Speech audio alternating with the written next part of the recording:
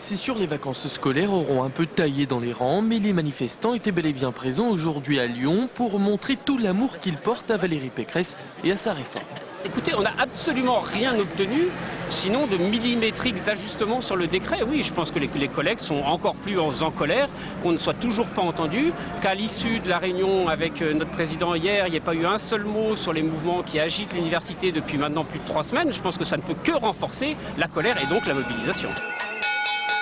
Résultat, aujourd'hui, un peu plus d'1 millier de personnes dans les rues de Lyon, issues majoritairement de l'université Lyon 1, des étudiants, des enseignants-chercheurs venus se battre pour leur statut, un point qui énerve par exemple l'évaluation des enseignants-chercheurs en fonction du nombre de publications scientifiques. Le gouvernement, lui, nous impose en fait de devoir publier. Si on ne publie pas, on perd la partie recherche et on devient en fait carrément un professeur type collège ou lycée où on fait que de l'enseignement. Il conditionne l'enseignement comme étant une punition si l'enseignant-chercheur ne publie pas suffisamment d'articles scientifiques.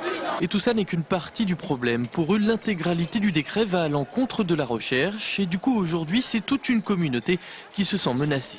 On va vers des enseignants-chercheurs qui ne seront plus des chercheurs, donc une déconnexion de l'enseignement du supérieur par rapport à la recherche.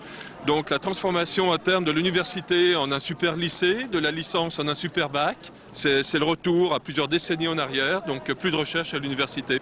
Désormais et après 3 semaines de mobilisation, le mouvement cherche à s'étendre. Les syndicats appellent à rechercher des convergences avec l'ensemble du système éducatif. De la maternelle à l'université, en espérant un retour massif des étudiants dans les rangs des manifestants dès la fin des vacances scolaires.